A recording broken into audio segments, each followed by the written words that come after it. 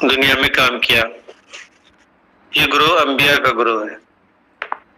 انہوں نے لنگر خانے نہیں کھولے، انہوں نے ٹرسٹ قائم نہیں کیے، انہوں نے جو ہے وہ ویلفیئر کی آرگنائزیشنز جو ہیں وہ قائم نہیں کی.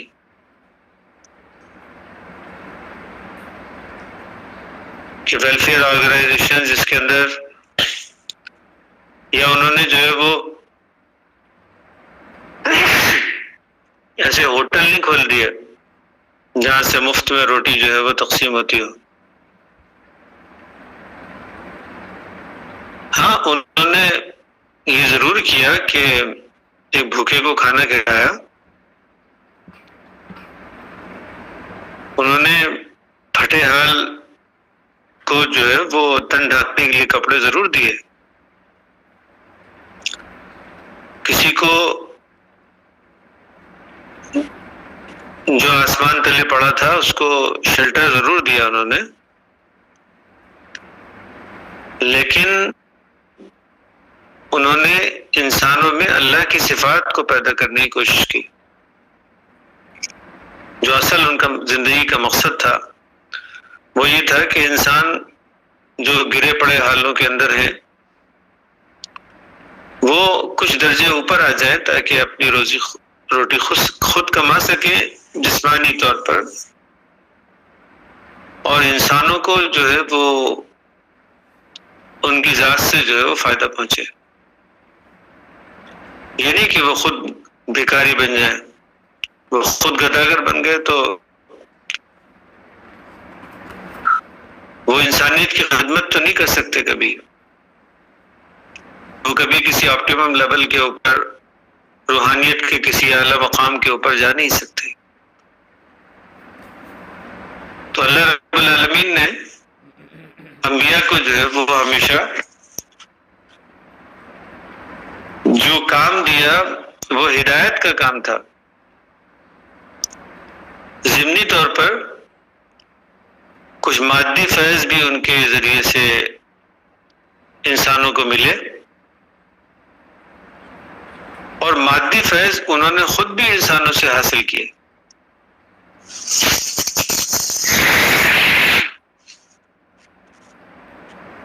اور وہ اس مقصد کے لیے تھا تاکہ انسانوں کے اندر جو ہے وہ دینے کا جذبہ پیدا ہو. تو قرآن حکیم میں اس کے لیے ایک پیٹنٹ آیت جو ہے وہ رکھی گئی، اور اس میں بتایا گیا کہ خذ من اموالہم صدقہ، براہ راست نبی کریم صلی اللہ علیہ وسلم سے مخاطبت ہے. اللہ والے جو ہے وہ خود بھی فقیر بنے، انبیاء جو ہے وہ خود بھی فقیر بنے. نبی کریم صلی اللہ علیہ وسلم نے فرمایا کہ الفقر فخری، فقیری میرا فخر ہے. انسانوں کو مادی کسی کو روٹی کھلا دینا جو ہے وہ انسانیت کی معراج نہیں ہو سکتی. کہ لنگر خانہ تعمیر کر دیا اور کہا کہ جی لوگ جو ہے مفت آ کے روٹی جو ہے وہ توڑے یہاں پر. ایسے بھیکاری بنانا اللہ رب العالمین کا یا انسانی زندگی کا مقصد نہیں ہے. انہوں نے جو ہے وہ انسانوں کو اس درجہ ضرور اٹھایا کہ ہاں کوئی اگر بھوکا ہے تو اپنے حصے کی روٹی بھی اس کو دے دو.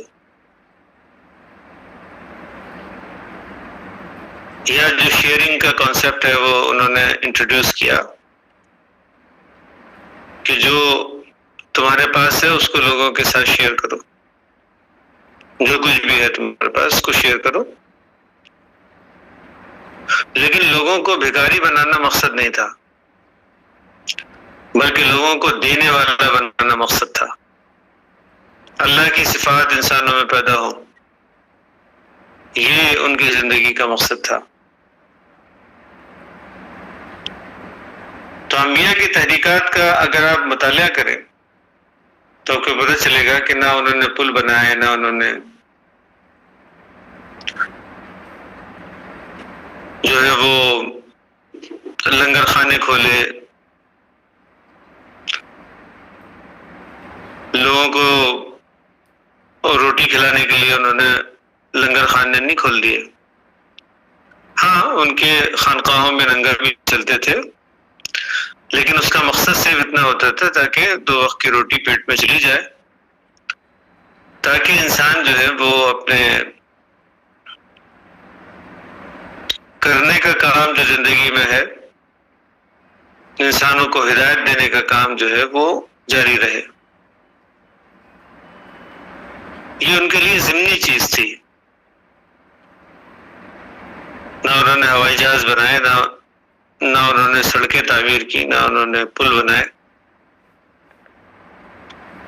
انہوں نے جو ہے وہ انسانوں کو ہدایت دینے کا کام کیا، جو کہ اپنی ذات میں انسانیت کی سب سے بڑی خدمت ہو سکتی تھی.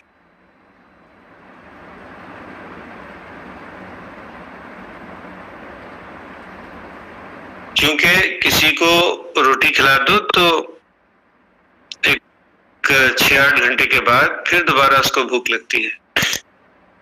کسی کو کپڑا پہنا دو تو تھوڑے عرصے کے بعد وہ پھٹ جاتا ہے.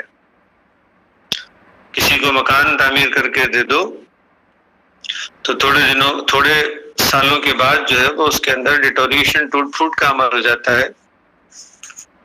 پھر دوبارہ اس کو کچھ نہ کچھ ریپیئر کروانے کی ضرورت پڑتی ہے. تو انسانوں کو ایسا کچھ دینا جو نہ صرف یہ کہ ان کو ان کی ضرورت کے لیے جو ہے وہ کافی ہو، بلکہ وہ انسانوں کو جو ہے وہ بانٹ سکیں، یہ کام جو ہے وہ انبیاء کرام نے کیا. انہوں نے ہدایت دینے کا فریضہ انجام دیا. ضمنی طور پر لنگر بھی چلتا رہا ان کی خانقاہوں کے اندر، لیکن وہ اصل نہیں تھا. ان کا ٹارگٹ جو تھا وہ کچھ اور تھا، وہ ہدایت دینے کا کام تھا. اور یہی انسانیت کی سب سے بڑی خدمت ہو سکتی ہے. یہ زندگی بھر انہوں نے یہ فریضہ انجام دیا، انسانوں کو اللہ کا پیغام جو ہے وہ پہنچایا. انسانوں کی زندگیاں جو ہے وہ بدل گئی.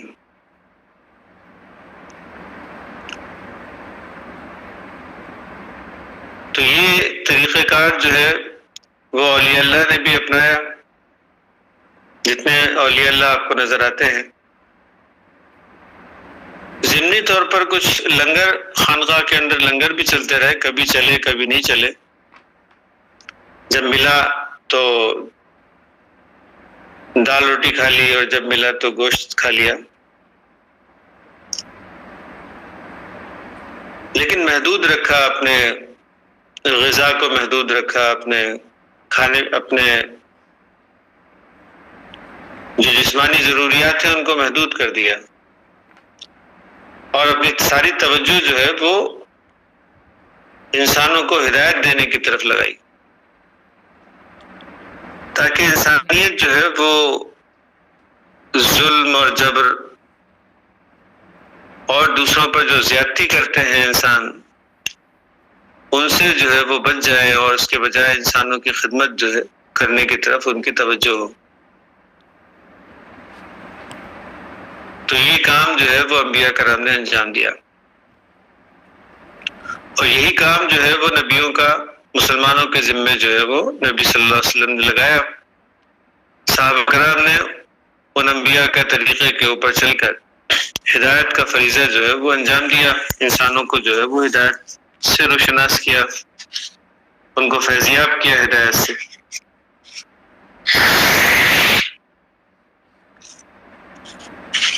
تو انسان کی سب سے بڑی خدمت کیا ہو سکتی ہے کہ اس کو اویئرنیس دے دی جائے،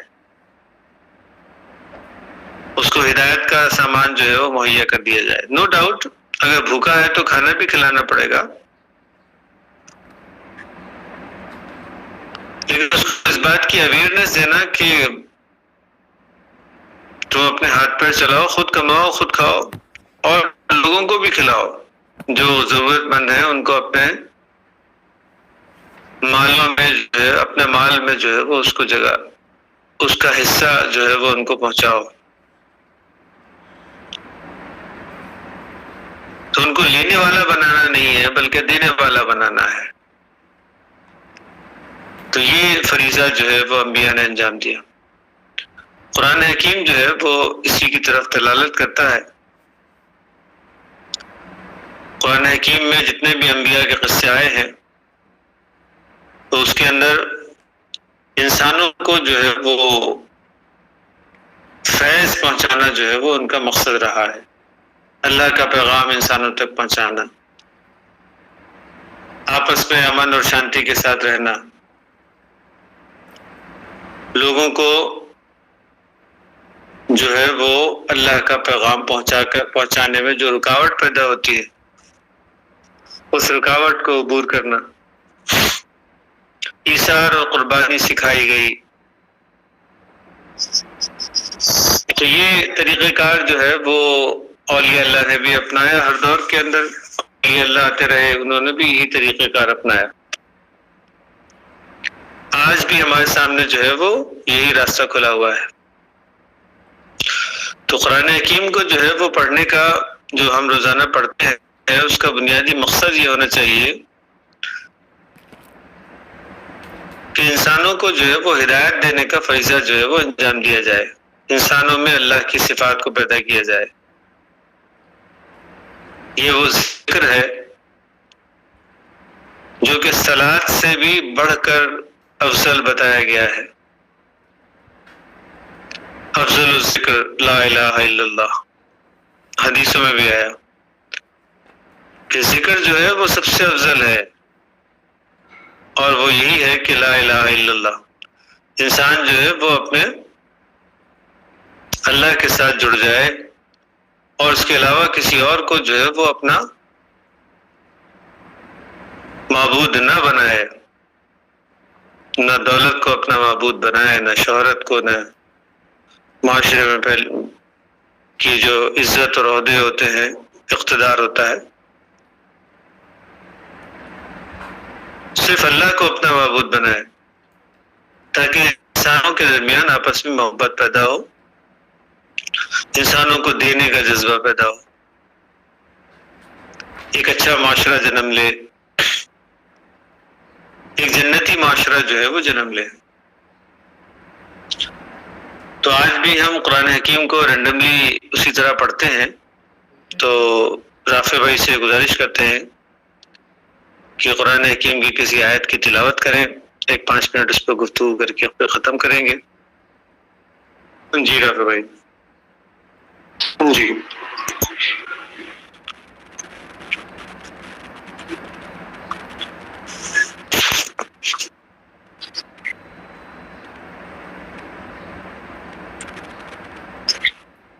یہ سورت نمبر ہے 48، سورہ فتح، اور آیت نمبر ہے 17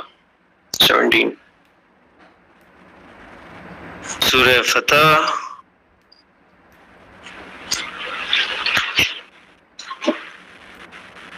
سوری، سورت نمبر کیا تھی؟ 48 جی. اور آیت نمبر ہے 17. جی اوکے جی، پڑھیے جی.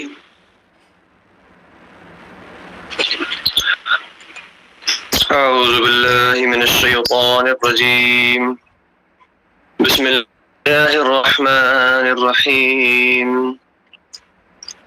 ليس على الأعمى حرج ولا على الأعرج حرج ولا على المريض حرج ومن يطع الله ورسوله يدخله جنات تجري من تحتها الأنهار ومن يتولى يعذبه عذابا أليما. اندھے پر کوئی حرج نہیں ہے، اور نہ لنگڑے پر کوئی حرج ہے، اور نہ بیمار پر کوئی حرج ہے. جو کوئی اللہ اور اس کے رسول کی فرما برداری کرے اسے اللہ ایسی جنتوں میں داخل کرے گا جس کے درختوں تلے نہریں جاری ہیں، اور جو منہ پھیر لے اسے دردناک عذاب کی سزا دے گا. انسانی کمزوریوں کی طرف قرآن حکیم جو ہے وہ نشاندہی کر رہا ہے، جو اس سے پہلے آیتیں گزری ہیں اس کے اندر، پچھلی آیتوں کو اگر آپ لیں گے تو یہ جو بدو لوگ تھے عرب کے، عربی لوگ، یہ لوگ جو ہیں وہ بس مال کے پیچھے پیچھے جاتے تھے، کسی سے کوئی فائدہ مل رہا ہے تو چلو ٹھیک ہے اس کے پیچھے چل پڑو۔ جب دیکھا کہ مسلمان جو ہیں وہ کامیاب ہو رہے ہیں تو کہا چلو ان کے پیچھے چل پڑو تاکہ فائدے مل جائیں۔ تو یہ لوگ مادی فائدوں کے پیچھے جو ہے وہ دوڑ رہے تھے۔ اللہ رب العالمین ان کو جو ہے وہ اعلیٰ مقامات جو ہے وہ دینا چاہتا تھا، ان کو روحانی بلندیاں جو ہے وہ عطا کرنا چاہتا تھا۔ تو قرآن حکیم نے جو ہے وہ ان کے جو نفسیاتی مسئلہ تھا اس کو واشگاف کیا ہے، کھولا ہے اسے، کہ تمہارے اندر روحانی طور پر بیماری ہے، تم جو ہے وہ اپنے فائدوں کے پیچھے جو ہے بھاگتے ہو۔ تو اگر تم خالص اللہ کے لیے جو ہے وہ کچھ کام کرو گے تو تم کو اس کا فائدہ ملے گا۔ تو کیا آیا؟ سيقول المخلفون اذا انطلقتم الى مغانم، تم مال غنیمت سمیٹنے کے لیے جھٹ سے پیچھے دوڑنے لگتے ہو،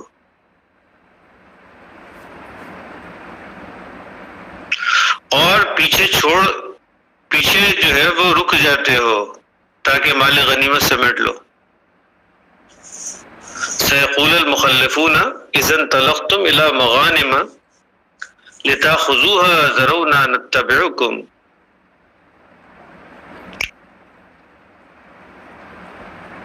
تو جب مال غنیمت لینے کا موقع آ جائے تو جھٹ سے جو ہے وہ بس چل پڑتے ہو ساتھ میں، اور کہتے ہو کہ ہمیں اپنے ساتھ چلنے کی اجازت دے دو۔ یریدون ان یبدلوا کلام اللہ، یہ لوگ چاہتے ہیں کہ اللہ کے کلام کو ہی بدل دیں، جیسا کہ اس سے پچھلی قوموں نے ہمیشہ کیا کہ اپنے فائدے کے لیے اللہ کی بات کو بدلنے کی کوشش کی۔ تو یہ لوگ جہاد میں جو ساتھ جاتے ہیں، مقصد ان کا یہ ہوتا ہے کہ کسی طرح مال غنیمت جو ہے وہ سمیٹ لیں۔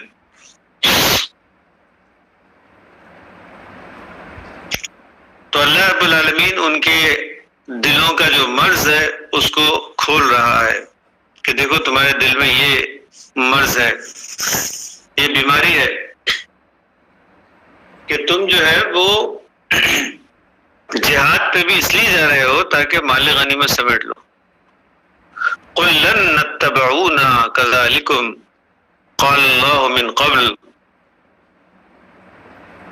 آپ صلی اللہ علیہ وسلم کہہ دیجئے کہ اللہ پہلے ہی فرما چکا ہے کہ تم ہرگز ہمارے ساتھ نہیں چلو گے۔ لن نتبعونا كذلكم قال اللہ من قبل، تو جب اللہ نے ان کو روک دیا اس بات سے کہ تمہارا مقصد جو ہے وہ مال غنیمت سمیٹنا ہے تو تم ہمارے ساتھ مت چلو، جہاد کے اوپر مت جاؤ ہمارے ساتھ، تو وہ لوگ کیا کہتے ہیں اس کے جواب میں؟ فَسَيَقُولُونَ بَلْ تَحْسُدُونَنَا، تم تو ہم سے حسد کرتے ہو۔ تو وہ دیہاتی قسم کے لوگ ہیں، تو وہ اس کے جواب میں کیا سمجھنے لگتے ہیں، یعنی مومن، یعنی اللہ تو چاہتا تھا کہ وہ مال غنیمت کے بجائے وہ اللہ کی محبت میں جہاد کریں، لیکن وہ لوگ جو ہے وہ اپنے مال غنیمت کے چکر میں پڑے ہوئے تھے، تو اللہ نے کہا کہ اللہ کے رسول صلی اللہ علیہ وسلم نے فرمایا کہ تم ہمارے ساتھ نہیں چل سکتے. اللہ نے ان کے دلوں کی بات کو کھول دیا نبی صلی اللہ علیہ وسلم پہ. آپ نے فرمایا تم ہمارے ساتھ نہیں چل سکتے کیونکہ تمہارا مقصد جو ہے وہ اسلام کو غالب کرنا نہیں ہے. تمہارا مقصد جو ہے وہ اللہ رسول کے لیے قربانی دینا نہیں ہے، ایثار کرنا مقصد نہیں ہے. تمہارا مقصد تو یہ ہے کہ مال سمیٹ لو، کسی طرح سے جو ہے وہ فائدے حاصل کر لو. تو اس کے جواب میں وہ کیا کہتے ہیں کہ تم لوگ جو ہے وہ ہم سے حسد کرتے ہو کہ ہمارے پاس بھی مال نہ آ جائے کہیں. یعنی حسد کی وجہ سے تم ہم کو اپنے ساتھ لے جانا نہیں چاہتے. بل ہرگز ایسا نہیں ہے، بل کانوا لا یفقہون، یہ لوگ ایسے ہیں جن کو عقل نہیں ہے، جو سوچتے سمجھتے نہیں ہیں. بل کانوا لا یفقہون الا قلیلا، مگر ان میں بہت کم ایسے ہیں جو سمجھتے ہیں. تو زیادہ تر لوگ جو ہیں وہ دنیا میں ایسے ہی ہوتے ہیں. مقصد جو ہے وہ انسانوں کو کے اندر اللہ کی صفات پیدا کرنا ہے. مقصد انسانوں کے اندر اللہ دینے کی صفات پیدا کرنا ہے. لیکن اکثر لوگ جو ساتھ ہو جاتے ہیں وہ اپنے مفادات کو حاصل کرنے کے لیے ساتھ ہو جاتے ہیں. اللہ رب العالمین فرماتا ہے ایسوں کو ساتھ لینے کی ضرورت نہیں ہے. جب وہ ساتھ ان کو نہیں لیا جاتا تو وہ پھر کہتے ہیں کہ تم ہم سے حسد کرتے ہو. یہ تم خود مال جو ہے وہ اکیلے غنیمت کا مال خود لے لینا چاہتے ہو اور ہم سے حسد کی وجہ سے ہم کو پیچھے چھوڑ کے جا رہے ہو. تو اللہ رب العالمین فرماتا ہے کہ نہیں، تم نے جو ہے وہ ابھی تک مومنوں کو سمجھا نہیں، اللہ اس کے رسول کو سمجھا نہیں.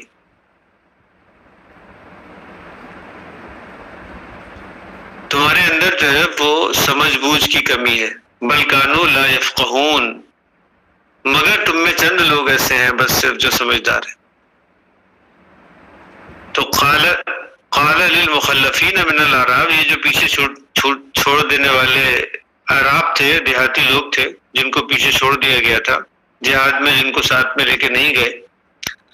ستدعون الی قوم اولی باس شدید، تو ان بدوؤں سے کہہ دو کہ عنقریب تم ایک سخت جنگجو قوم کی طرف بلائے جاؤ گے. ایک سخت جنگجو قوم جو تم سے لڑے گی، عنقریب ایسا ہوگا. ایسے جنگجو قوموں کی طرف بلائے جاؤ گے.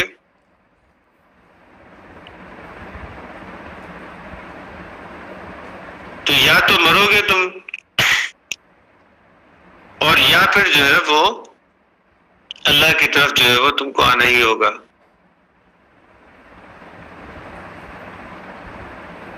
تو تمہارا مقصد جو ہے وہ مال غنیمت سمیٹنا ہے، فائدے حاصل کرنا ہے.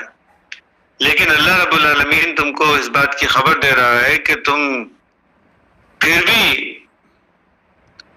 لوگوں یعنی جو جنگجو قومیں ہیں ان کے اوپر وہ قومیں تم پر چڑھ کر آ جائیں گی، اور تم کو لڑنا جو ہے وہ ان سے پھر بھی پڑے گا.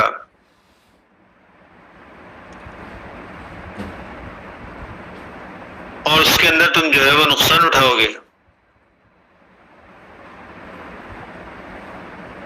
تو یا تو او یسلمون، یا پھر تم جو ہے وہ تسلیم کرنے والے فرما بردار ہو جاؤ گے. یہ دونوں صورتیں جو ہیں وہ تمہاری ہو سکتی ہیں. یا تو ان کے ساتھ لڑ کے تباہ ہو جاؤ گے، اور یا پھر جو ہے وہ تم اللہ کے فرما بردار بن جاؤ گے. فَإِن تُطِيعُوا، اگر تم فرما برداری اختیار کر لو گے، فَإِن تُطِيعُوا يُؤْتِكُمُ اللَّهُ أَجْرًا حَسَنًا، تم کو اللہ کی طرف سے جو ہے وہ بہترین بدلہ جو ہے وہ دیا جائے گا اگر تم فرما برداری اختیار کر لو گے. تو وَإِن تَتَوَلَّوْا، اور اگر تم نے منہ پھیر لیا، کما تولیتم من قبل، جیسے کہ تم اس سے پہلے بھی منہ پھیر چکے ہو.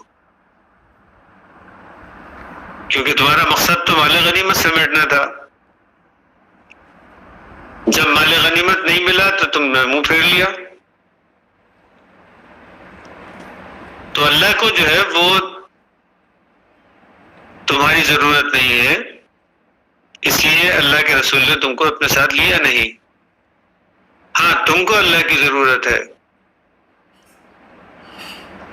تو اگر تم لوگ جو ہے وہ اللہ کے لیے کام کرو گے، خالص اللہ کے لیے کام کرو گے، تو اللہ جو ہے وہ تم کو کئی گنا اجر دے گا، بہترین اجر دے گا. اور اگر تم اللہ سے منہ پھیر لو گے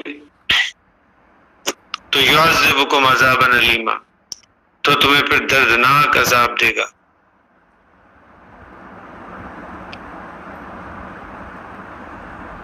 اچھا، پھر بہانے بناتے تھے جب نہیں جانا ہوتا تھا ان کو، اور پیچھے جو ہے جب ان کو پتہ چلتا تھا کہ یہاں مال غنیمت ملنے کی توقع نہیں ہے، تو وہاں پہ پھر بہانے بناتے تھے. بولتے تھے ہم بیمار ہیں اس وجہ سے نہیں جا رہے. بولتے تھے کہ جی ہم جو ہے وہ ہمارے ساتھ یہ مسئلہ ہے، ہمارے ساتھ وہ مسئلہ ہے. مختلف مسئلے مسائل جو ہے وہ اس کے اندر بتا کے اور کسی طرح سے چھوڑے. تو اللہ کے رسول نے ان کی اس کیفیت کو دیکھ کر ان کو اپنے ساتھ لے جانا ہی پسند نہیں کیا. تو قرآن حکیم کیا فرماتا ہے کہ لیس علی الاعمی، بے شک اگر وہ اندھا ہے تو کوئی حرج نہیں، ولا علی العرج، یا لنگڑا ہے تو چلو کوئی حرج نہیں، ولا علی المریض حرج، نہ بیمار ہے تو اس کے اوپر بھی کوئی حرج نہیں ہے. وَمَن يُطِعِ اللَّهَ وَرَسُولَهُ، مگر جو کوئی بھی اللہ اور اس کے رسول کی فرما برداری کرے گا، يُدْخِلْهُ جَنَّاتٍ تَجْرِي مِن تَحْتِهَا الْأَنْهَارُ، اس کو جنتوں میں جو ہے وہ داخل کیا جائے گا جس کے نیچے نہریں بہتی ہیں، ایک ایسا باغ جو کبھی نہیں سوکھتا. وَمَن يَتَوَلَّوْا يُعَذِّبْهُ عَذَابًا أَلِيمًا، اور اگر منہ پھیر لوگے تو دردناک عذاب کی سزا بھگتو گے. یہ اللہ رب العالمین جو ہے وہ تو ایک نبی جو ہوتا ہے وہ بشیر بھی ہوتا ہے اور نذیر بھی ہوتا ہے، یعنی وہ خوشخبریاں بھی دیتا ہے، بشارتیں دیتا ہے مومن بندوں کو. اور جو کافر ہوتے ہیں، جو منافق ہوتے ہیں، جو اپنے مفادات کے چکر میں پڑے ہوئے رہتے ہیں ہمیشہ، جو اللہ کے لیے کوئی ایثار و قربانی کرنا نہیں چاہتے، تو ایسے لوگوں کے لیے جو ہے وہ نبی کا وجود جو ہے وہ نذیر ہوتا ہے، وہ انذار کرتا ہے، ڈراتا ہے وہ اللہ کے عذاب سے. تو نبی کریم صلی اللہ علیہ وسلم کے ذریعے سے نبی کریم صلی اللہ علیہ وسلم جو ہے وہ اللہ کے عذاب سے ڈرا رہے ہیں، قرآن کی آیتیں پڑھ کر سنا رہے ہیں، اللہ کے عذاب سے ڈرا رہے ہیں کہ اعرابیو بدو ڈرو اس بات سے، جو کچھ بھی تم کو دیا گیا ہے اس کو اللہ کے راستے میں خرچ کرو، بجائے اس کے کہ تمہاری صلاحیتیں، تمہارے وقت، تمہارا ایمان کے اوپر اپنی صلاحیتیں جو ہے وہ لگاؤ. آمنو وعملوا الصالحات، نہ کہ مال غنیمت اور اپنے فائدے حاصل کرنے کی طرف جو ہے وہ توجہ دو. یہ اللہ رب العالمین قرآن حکیم میں یہ سب آیتیں جو ہے وہ اس لیے رکھ رہا ہے کہ ہر دور میں جو ہے وہ ایسے لوگ ہوتے ہیں جو چڑھتے سورج کے پجاری ہوتے ہیں، کسی نیک کام میں بھی اس لیے ساتھ ہوتے ہیں، اندر نیت ہی ہوتی ہے کہ کچھ فائدے حاصل کر لے بس. تو اللہ رب العالمین، اللہ کے رسول جو ہیں وہ ان کی اس کیفیت کو بھانپ کر بولتے ہیں کہ نہیں، اگر تمہارا یہ مقصد ہے تو تم وہیں رکے رہو. تو صرف بھانپا نہیں نبی صلی اللہ علیہ وسلم نے، اس کے اندر جو الفاظ آ رہے ہیں وہ یہ آ رہے ہیں کہ اس سے پہلے بھی تم منہ پھیر چکے ہو. موقع آیا تھا جب دیکھا کہ مال غنیمت نہیں مل سکتا تو جہاد کے اوپر نہیں گئے، بہانے بنانے لگے. اور جب دیکھ رہے ہو کہ مال غنیمت یہاں سے کافی مل سکتا ہے پھر کہتے ہو کہ ہم تمہارے ساتھ ہیں، ہم تمہارے ساتھ ساتھ چلیں گے جہاد پہ، تو اللہ کے رسول نے فرمایا کہ نہیں، تم اپنے گھروں کے اندر ہی بیٹھے رہو۔ اللہ کو جو ہے وہ تمہاری خلوص نیت کی ضرورت ہے، اللہ تمہارے خلوص نیت کی قدر کرتا ہے، لیکن اگر تم اللہ سے منہ پھیرو گے تو عنقریب تم ایسی جنگوں کے اندر ڈالے جاؤ گے جہاں پر تم کو سوائے نقصان کے اور کچھ بھی نہیں ملے گا۔ ایسے جنگجوؤں سے تمہارا واسطہ پڑے گا جو تم کو اچھے سے سبق سکھا دیں گے، لیکن اگر تم اللہ کے راستے کے طور پر چل پڑو گے تو تم کو مغانم کثیرہ وہ بھی ملے گا، اور ساتھ ہی ساتھ وہ جنت کی بشارت ہے جس کے نیچے نہریں بہتی ہیں۔ جی اس کے اوپر کوئی سوال ہے تو ہم لے سکتے ہیں۔